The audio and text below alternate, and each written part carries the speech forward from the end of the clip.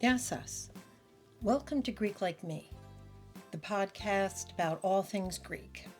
I'm your host, Pamela Doherty-Wood.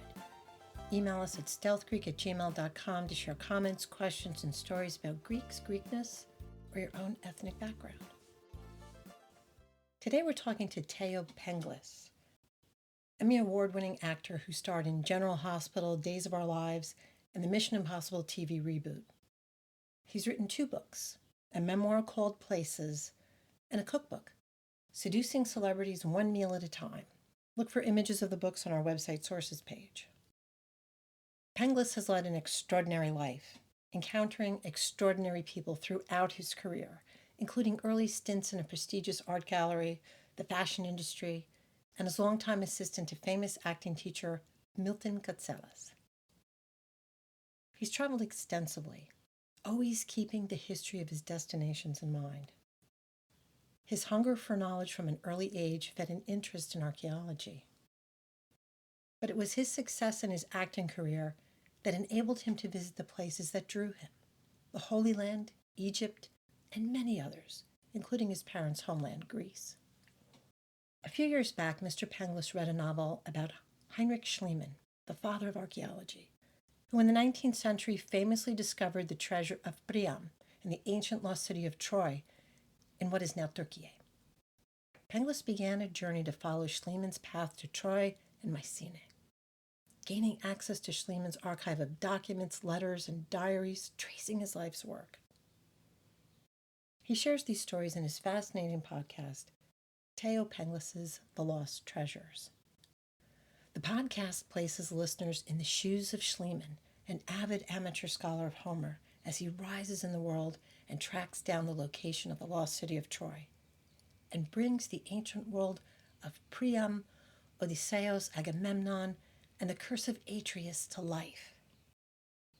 Later, inspired by Robert Biddlestone's book Odysseus Unbound, Penghlis visits Biddlestone's colleagues' quest to find the home of Odysseus, ancient Ithaca. I enjoyed the podcast on many different levels and came away with a deeper knowledge of the world of Homer. We're pleased we had the opportunity to talk to him about his adventures. The opening of our interview was somehow cut off, just our first meet, where Mr. Penghlis greeted me with Kalimera, and I answered with Christos Anesti, a very Greek way to start a conversation. Christos Anesti. It's so nice to meet you, Mr. Penghlis. Oh, nice to meet you too. I'm in the middle of doing a show. So I'm backwards and forwards with my writing partner, who's also Greek, who comes from Melbourne, whereas I'm from Sydney, and we met here actually, and then we find out we're related. Oh my gosh, that's so funny. So that's how it is. Anyway, where are you from? We're in New Jersey. We're about 12 miles west of Manhattan. Yeah, I lived in New Jersey in Fairfield. Oh, did you really? My early years, yes. When I went to get my papers, I had to leave the state of New York and went to Jersey as a residence. It was less competitive there because I was studying Chinese art and English 18th century art at the time when I was 21. And my boss was a leading connoisseur in the art world. And so I got an early education in that area. So I had to study up books.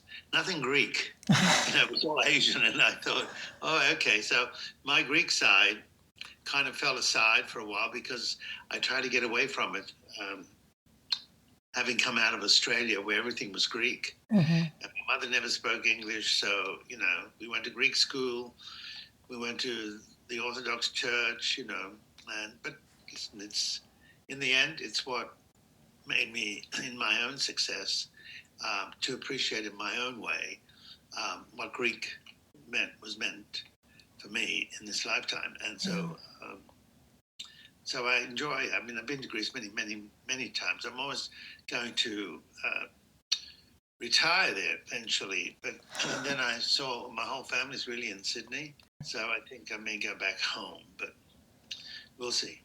Oh, that's lovely. Well, we always do come back to it. When we're younger, as part of the diaspora, we kind of try to get away from it because the parents are so strongly, we're Greek, we're Greek, we're Greek, and then we always wind up coming back to it in the end anyway. Yeah, it's in a sense, it's like our soul. Mm-hmm. The core of it is Greek, and so as much as we try to get away from it, but it's on our own terms. That's the beauty of it. Yeah, this is true. So, This is true. So what are we going to talk about today? The podcast, which Oh. I've listened to 3 times. Oh, you have? Because the first time I listened to it, I ran it through, and the second time I took notes, and I felt like I picked up more the second time, so I listened to it a third time, and I picked up even more. Loving it as a Greek, as someone who loves history, as someone who loves science, and as someone who kind of likes detective work. And it's all a part. It's all a part of that. It's all everything that I love and enjoy. And I felt so immersed in not just in the old world, the mythology, but in Schliemann's world. I'd heard the name. I really didn't know much about him. Now I feel that I do. And I'm also curious when you discovered him, because it sounds like you've always had an interest in history. Yes, since I was a kid, I wanted to be an archaeologist. Certainly not an actor. But I think it was in the 1970s when a book came out, a love story between Schliemann and Sophia. And I thought it was such a beautiful love story. And I went to Milton Katselas, my teacher, and I said to him, why don't you look at this for a film? I think it would be a wonderful story to tell, being that you're Greek and you're looking for something on a different scale. It never went anywhere with him. I don't even think he read it. He was too consumed with his directing and his teaching, being that he was from actually Pittsburgh and taught and directed in New York. So I took it upon myself. And then before I knew it, I thought, well, when I go to Greece next time, I'm going to look at some of his life. I went to the Gennadius library.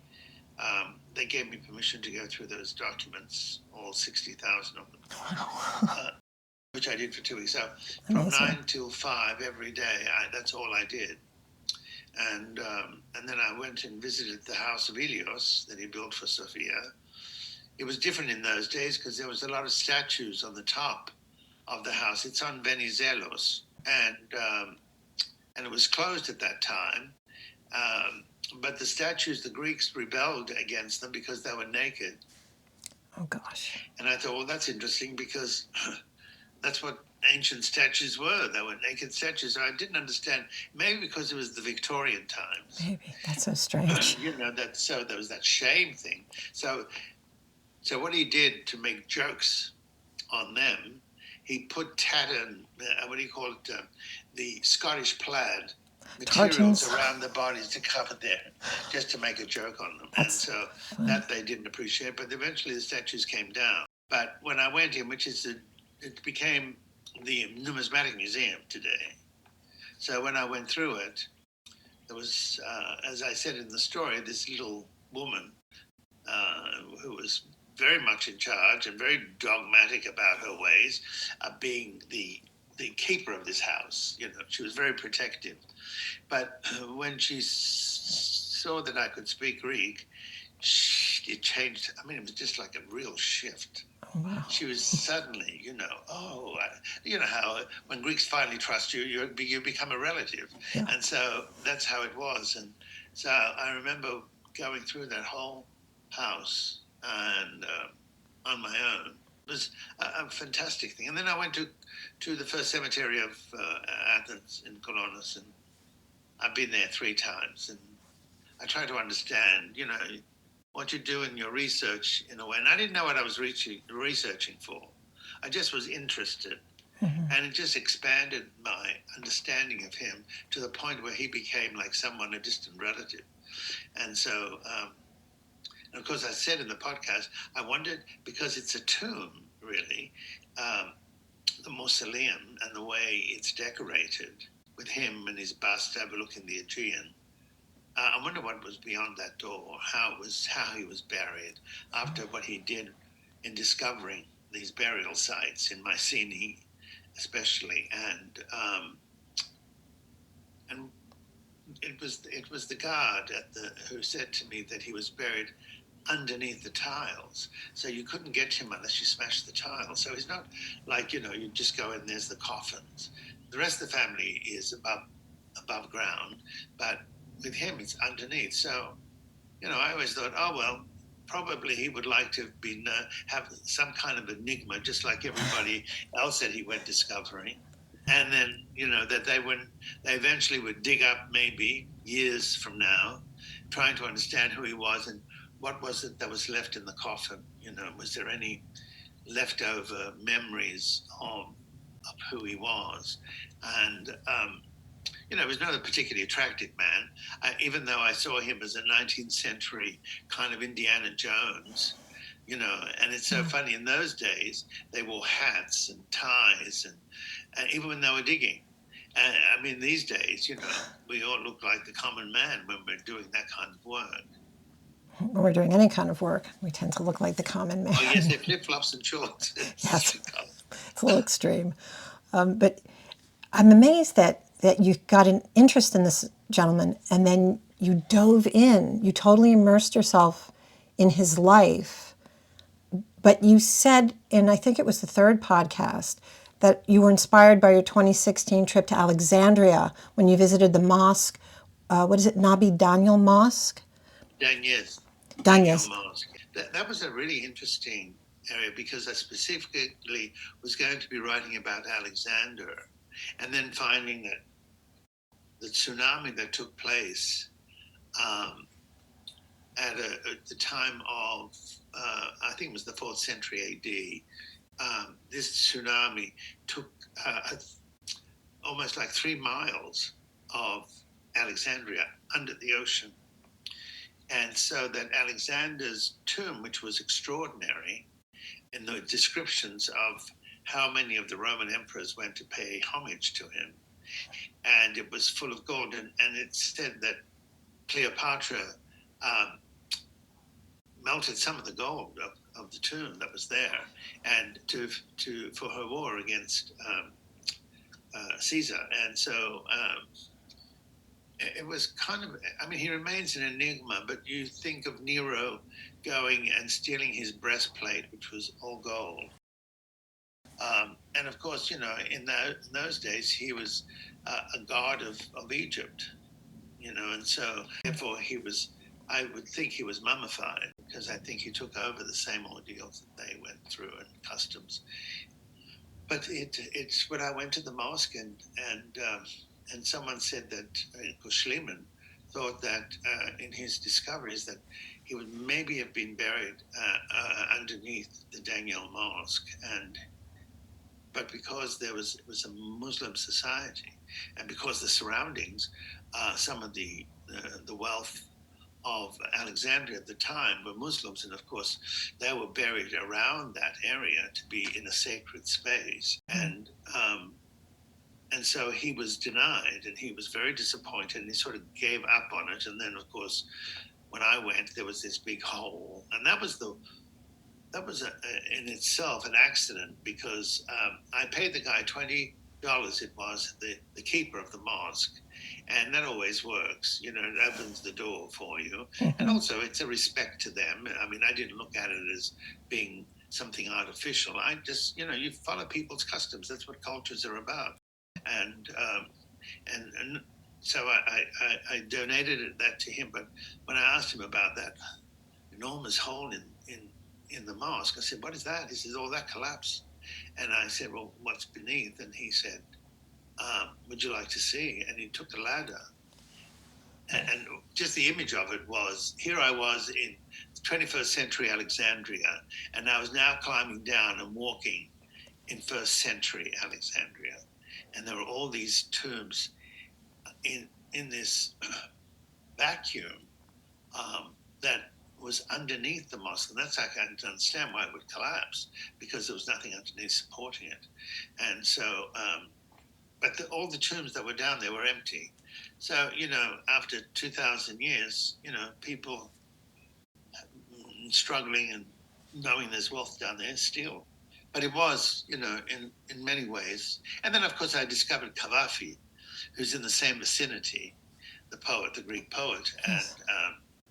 and that I loved because they recognized me in there, and they even asked me would I like to recite the Cavafy poem of Ithaca while I walked in, and his name was Mohammed, and he gave me a big embrace, and I remember there were Greek dancers there from the theatre, and we had a wonderful conversation. But I eventually sat at on the Cavafy bed, and it looked like his grandmother must have crocheted the bedspread. And then I sat at his desk where he wrote these poems of his, or some of them, and it was kind of this. I've been 3 times, and one of the things I loved that I thought was interesting is when somebody asked Cavafy why he was living in this apartment with what was beneath. And he said, oh, it's very simple. The reason I live in this area is because beneath me is the house of pleasure. Across the street is the church where you go for forgiveness.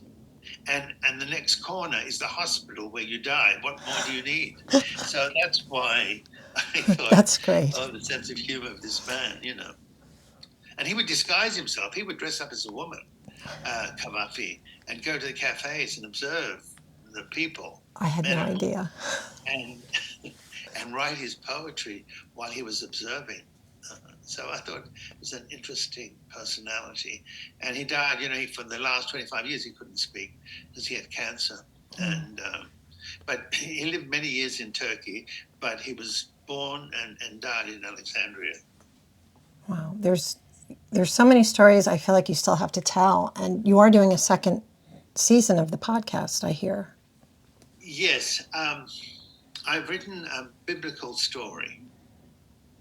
And I took a journey for 2 weeks up and down the Nile. I wanted to find the areas where the Holy Family had escaped Herod. And that was for 4 years.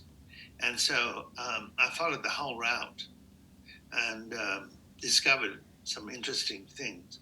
That I really enjoyed. And so I wrote a book called Places earlier on, and it's all about my journeys, and some to Greece, some to the Middle East, some to Australia, when my parents died.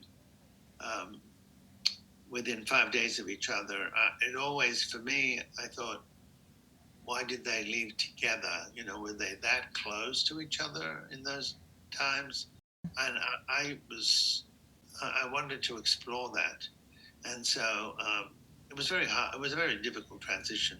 At that point, I kind of gave up the acting too, because I thought it was all rather silly. And then it dawned on me that my purpose of becoming an actor was to try to make as much money as possible, succeed, going beyond my parents and helping them have a more comfortable life. And I did send them overseas 6 times, which gave them a lot of pleasure because they loved going back to Greece. And I sent them also to Italy and to America. And so I realized I was doing it for them, not for myself. And then I thought it was all rather silly because the wish had been fulfilled. Right. And then I had to recreate for myself what that career that's helped me succeed in so many areas, what it really meant for me. And then I had to reinvest that within myself and think I was worthy enough to go to bigger places and beyond what I did for my parents or showed my parents. And so I did. So it had much more meaning. And then the writing started. And because of the writing, there's something about the written word that what you give it muscle so that when you speak it, it has a different tone to it than it was if somebody else wrote it. Mm-hmm. So I found that my own writings had a depth to it that I never realized. And then I thought people like Obama or Peter O'Toole, when they threw out a sentence and the way it landed, had a certain muscle to it. And they made sure the audience got it before the next word was uttered. And so then it gave me another phase in my life, and that's when the writing began. This was what interested me too, because the historic places, I could feel your passion for it, your passion for travel. But it wasn't just that, it was for history, for your Greek heritage, for science. Tracing the path, I wound up on the floor with an old atlas I dragged out of a closet, listening to the podcast for the third time, looking at Odysseus Unbound, which thank you very much, because I had not read it before. I'm reading it now, and following the path and saying, well, wait a minute, where did he say this was? Where did he say that was? You drew me in, and I think because you're so passionate about the subject matter, you brought all of the interesting aspects of it, the adventure of it, the excitement. I felt like I was gathering, I was on the shores waiting for Agamemnon's fleet to go. I felt like I was in there with Schliemann trying to dig out and hide from the Turks what I was finding. It was an adventure of many different layers that you took us on in these podcasts. And I salute you because I'm so impressed, and I enjoyed it so very much on so many different levels.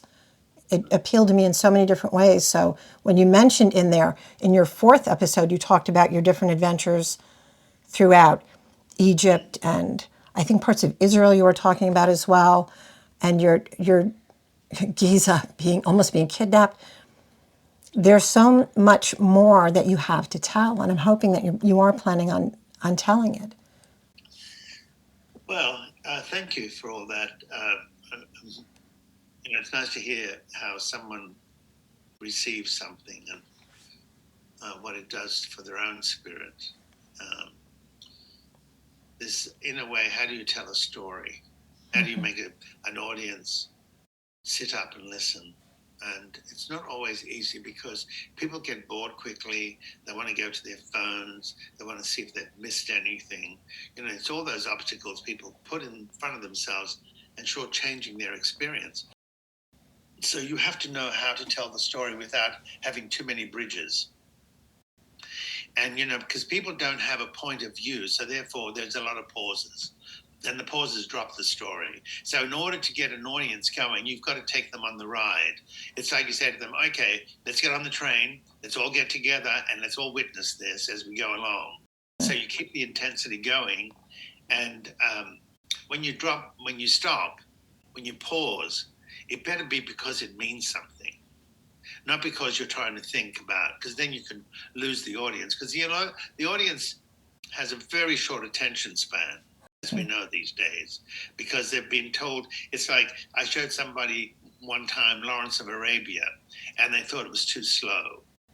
And then I took a group of actors from Days of Our Lives, and I took them to see at the Cinerama Dome here in Los Angeles, and a big screen to see Lawrence. And the young ones all thought it was too slow. They couldn't get their minds into the vistas that the director had created of the desert, and the slow motion of Omar Sharif making his entrance from the desert, and you're not quite sure what it is. And I'm thinking, do you guys realize you don't get the whole picture when you rush it? Yeah. What you get is a headline. You don't get the full story. And when you don't get the full story, you're shortchanging your own spirit and your own development. So that, to me, those of us who like to tell stories have to find a way to bring in these people without boring them. And so that's what adventures are. When I go on an adventure, I have a list of people that want to go on the adventures with me, especially women. And the reason is because when I tell a story, or when I tell what it's like to be the first person to enter a tomb after 4,500 years, what is that like? That's like a first. So you have to, in some way, allow them to come in with you at the time you're telling it, so they can experience what you did. So that's my responsibility in keeping an audience satisfied. When I did the book signing last week at Barnes and Noble, it was an interesting experience because I thought, well, how do I get them? There has to be some humility in it. You don't want to come out talking about the results of your bank account or the results of that you've been there and this place and that place. So I started with humility. And the reason I started that way was everybody loves a young boy or a young girl discovering something early on about life and how they share it. So I told them that when I was 8 years of age, I used to go into the alleys where the drunks were, and overnight their bottles of wine and beer and all that were just lying there. So I would collect all these bottles, and because I came from a poor family, rich in tradition but poor as in money, I used to sell the beer bottles at the bottle yard and then come home and give my mother the pennies that I collected and to help her out. And she used to say, "Oh, there he goes, my little gentleman with pennies in his pocket." And so people suddenly, I saw in their faces, oh, you know what I mean? Everybody could identify some struggle in their youth. And so that's how I started. And then I took them to New York and how I met with Jacqueline Kennedy and how I spent an hour with her with tea and Curambieres. And then I talked to them about Omar Sharif. And so they wanted more. Yeah.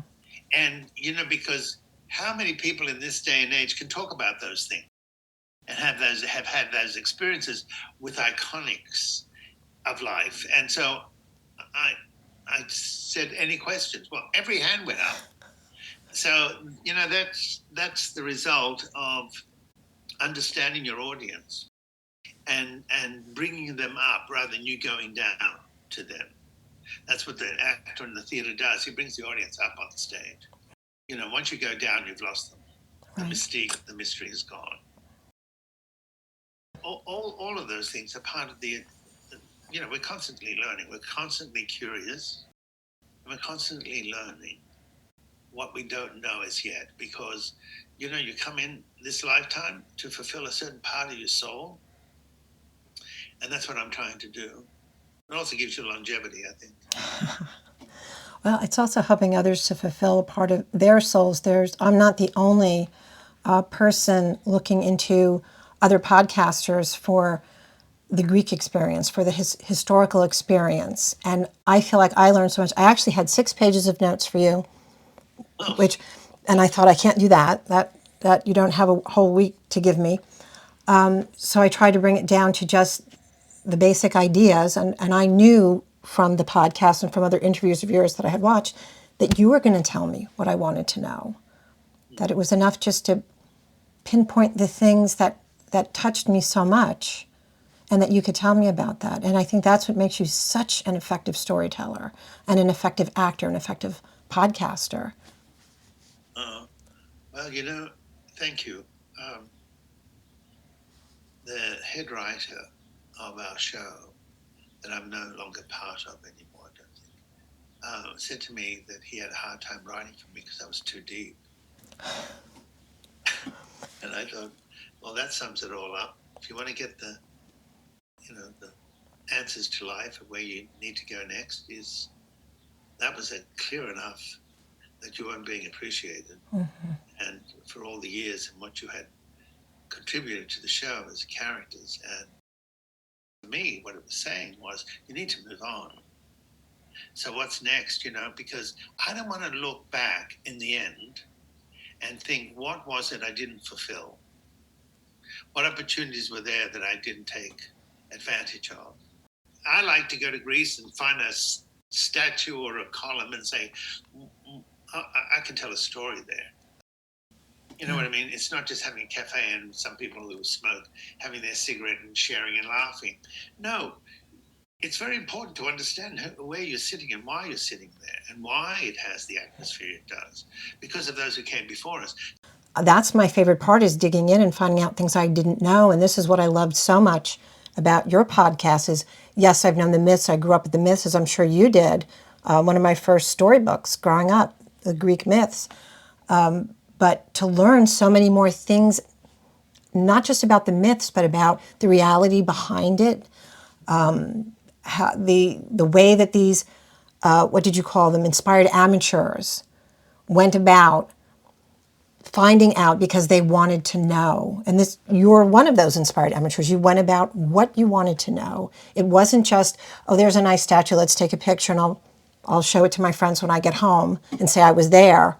It's, where did that come from? How did it get there? What's the story behind it? Who are these people? That's what I found so exciting about your podcast. Oh, thank you. You know, it's like, to me, I always look at things in terms of recipes. You know, you can taste something and say, oh, this is wonderful. But there is something else when you say, can you give me what ingredients went into this? So that you understand the full picture of it. I mean, how else do you move on from one thing if you didn't take it in and understand it? Don't be shallow. Don't just read the headline. Yeah. And, you know, one of the things, for instance, that Schliemann did that I thought was just the image of it was when he was uncovering in Mycenae, when he was inside that lion's gate, and he came across a golden mask. He found 5. Now I think it's 13 they found. But can you imagine the first find? That he comes across a golden mask that is extraordinary, that has been there for all these centuries. And then he takes it off and witnesses for the first time a face almost complete, and then see it disintegrate to dust.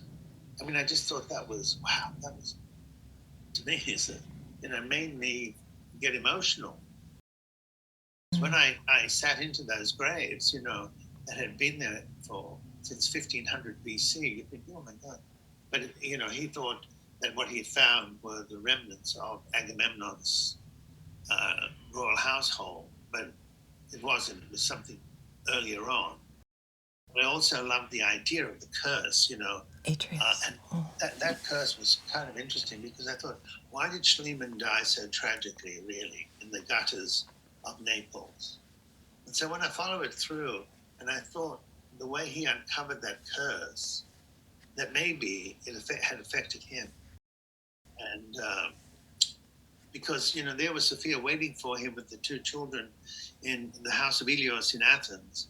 And there he was, dying in the gutter of Naples, and no one recognizing one of the most important men of the 19th century who brought archaeology to the forefront of life, and he became the father of it, even though sometimes, of course, he made mistakes. But still, he brought it to the world with his own finances. And what he eventually found, I mean, when you think of the great treasure of Troy, ended up in Germany and then was stolen by the Russians. None of us see it. And that's why, all he wanted really was a wing that said the Schliemann wing, and the Greeks wouldn't give it to him. And then I'm going again, do you know what you gave up? Yeah. Why? Because that was you're not Greek. And we're thinking, see, this is where they get obstinate. They're not. True. All the treasures were there for them to put there forever. He brought it to them. To their fingertips, he gave it to them, and they wouldn't give him back. They just wanted to take. And so I was and so when you go and see the Schliemann wing, it's not the Schliemann wing, but the Mycenaean treasure, they've got his face and all that now. But, the print was so small. And even though it's a phenomenal treasure, one of the great treasures, the Mycenaean gold. And so they've been finding more and more of it as we've gone along. The last, I think, was in 2020.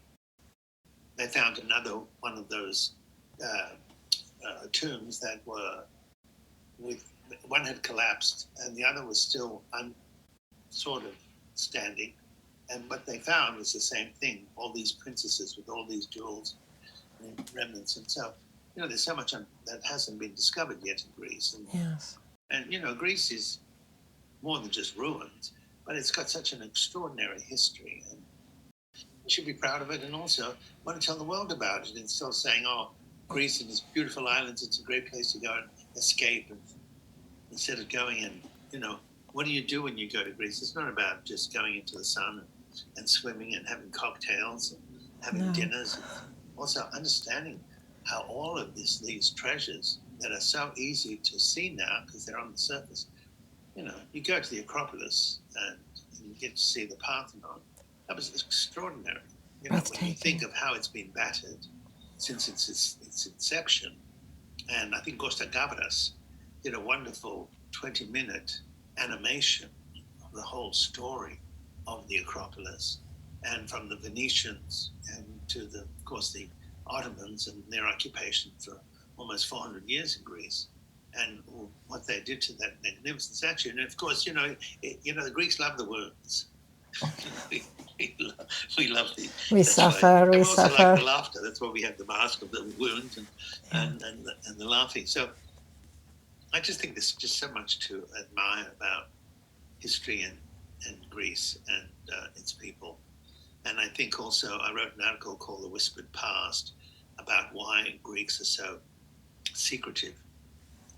And I think the character of the Ottomans, having invaded Greece for all those years, changed the Greek character. I think it changed the character of trust. Yes, I agree. I can see that. Identity, because they stole so much. And then you look at the Elgin marbles, I should say the Parthenon marbles that Lord Elgin stole, and you look at what the Brits have, and then you think, well, wait a minute, it's not your identity.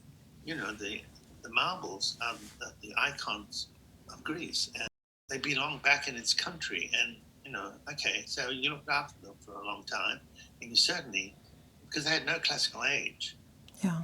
Those who stole in the 19th century, the French, the Germans, and the English, had no classical age, so they stole from other cultures because they didn't have an identity. And so when you go to Egypt, or you go to Greece, you go to Italy, you go to China, they don't need anybody else's cultures. No. Their cultures were so strong and so magnificent in the way they were interpreted.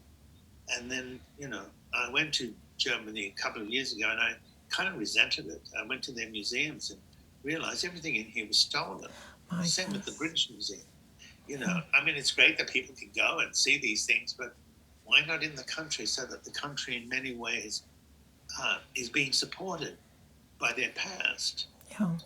It belongs there. I think Germany has, isn't it a Temple of Zeus? I think that they stole in its entirety. Oh, the Pergamon. Yeah, that they just took it apart and they took it from, it was, from Turkey in Pergamon. They took the entire temple. Yeah.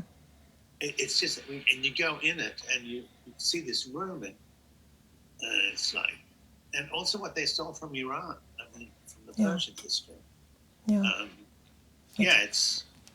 It's a shame, and it's out of place.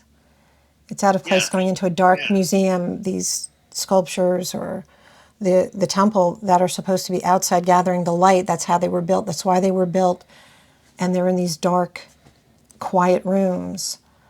Yes, but still, it still exists, which is wonderful. And that's why I always say to people, go and travel. To young people, I say, go and travel. Best education you can have, to learn about other cultures, which makes your culture more understandable where you live, because then you bring that interpretation home with you. Because always, I say, when you leave your home through that front door, when you come back, something about you will have changed, because you've had the experience of seeing and tasting other cultures. And I think it's the best thing. It makes you more of a world citizen rather than just country because it's safe. Learn how much other people are really like you. Well, my brother and I love my brother George, because when he goes overseas, and what he says about, if I see another icon, I'm going to scream. And And I'm going, really? You didn't sit for 5 minutes or 10 minutes and look at the icon? What was the meaning behind all of these carvings or paintings? And, I even went to the first monastery that was created in outside of Cairo, 2 hours out of Cairo, at St. Anthony's Monastery. And I thought, oh, this is where monasticism started, which then made sense with Agios, Meteora, St. Catherine's, all these monasteries where people isolate themselves from the world but follow a certain track, and that is a constant prayer 24 hours to God and how they see God within themselves and how they express that. They never look happy to me. That's the thing. Was this part of your travels following the path of the Holy Family when you were in Egypt, that you also took a look at the monasteries? Yes, I've climbed Sinai. I went to St. Catherine's 3 times. Each one of those experiences were different. Some were very threatening, some were very peaceful, and there was others where Muslims who were surrounding it were very indifferent because it wasn't their religion, but it was the place where they were smart enough to have a Muslim identity within the walls of St. Catherine's Monastery. I just orders because no women are allowed. I found that really interesting, and the thoughts of some of the monks very myopic, where they would just say to me, would scold me because they thought I wasn't listening when I was thinking about something because I wasn't looking at them. And they cooked food in the most awful way through lots of oil. So when I explained to them that I couldn't eat food like that, it would make me nauseous, they thought not well of me. And my thing was, listen, just because you've chosen this life, it doesn't mean that because your life is about your attachment to God, doesn't mean that your life is more interesting or more educational than the one I followed. And I'm also older than you. And, they have this, one of them said, I can see that you've been here for 24 hours, nothing about you has changed. I mean, I looked at the guy, the monk, and because all that came because I said, I can't eat this food. I said, firstly, you don't wash your hands. You're coughing and coughing because it's winter. And then you mix all the food together. And I said, I don't find it appealing. And it's also 10 o'clock at night. And I'll be up till 3 in the morning. And I won't be able to sleep. And that doesn't help me. I'm only here for 4 days. So some of the monks, but then I met other monks that were just fantastic. They had ideas, they were youthful, and they were looking at life differently. But there were those who somehow escaped and became monks, and they saw life in a very, very tight, like sometimes you hear about nuns, in a very tight way, instead of looking at your leader. And he was very loose and comfortable with his development and where he was, and very respectful of your identity. So it was interesting to see the phases that certain monks go through, because the individual man, whether he's, chasing God, whatever he's doing, has his own route. And I can appreciate that. But don't impose that on me as the law of the land, because that's what you discover. Share my thoughts with you and tell you this is what I'm finding, and then someone will have another idea, and then you come and gel with it. But when they become dogmatic, then you say, well, that doesn't help because it means that you're so tight in your opinion that you don't want to change it. And so listen, life's and people that cross your path are there to make you look at whether you are listening or whether you're learning or whatever it may be, your purpose there. But, our choices are our choices. What's next? Well, I really like my biblical story. I've written a number of short stories that I think would be part of the podcast. Some Greek. So, what have I got next? Not quite sure, except right now I'm developing something that looks very good. I have producers attached. So I think the writing is kind of taking over. Someone said, well, what do you want acting next? And I said, I don't know. I'm not interested really, unless the role came that I wanted to do. I wouldn't mind doing another one-man show about these journeys, but all I know is that my curiosity is also in the distance. So I have a few years. I know I should have been retired by now, like most people, but who wants to retire in this world? I mean, you know what? I retire when I go to Greece and I sit there and have a look like Schliemann did in the Aegean Sea and see my ancient warrior sailing to Troy. I mean, that's the romantic in me. And, you know, just like I did when I went to the land of Ithaca where Ulysses had finished his final days and swam in the waters where he came home. And in a way, when I walked that beach, I just thought to myself, you know, in the footsteps of Odysseus. And those are the things that you never give up your curiosity. I thought I heard you mention somewhere, it was one of your other interviews, that you might be creating a television series about the podcast.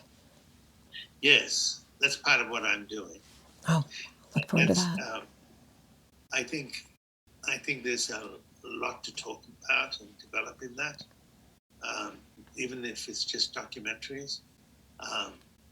Because, you know, I see myself as a modern man walking the ancient road.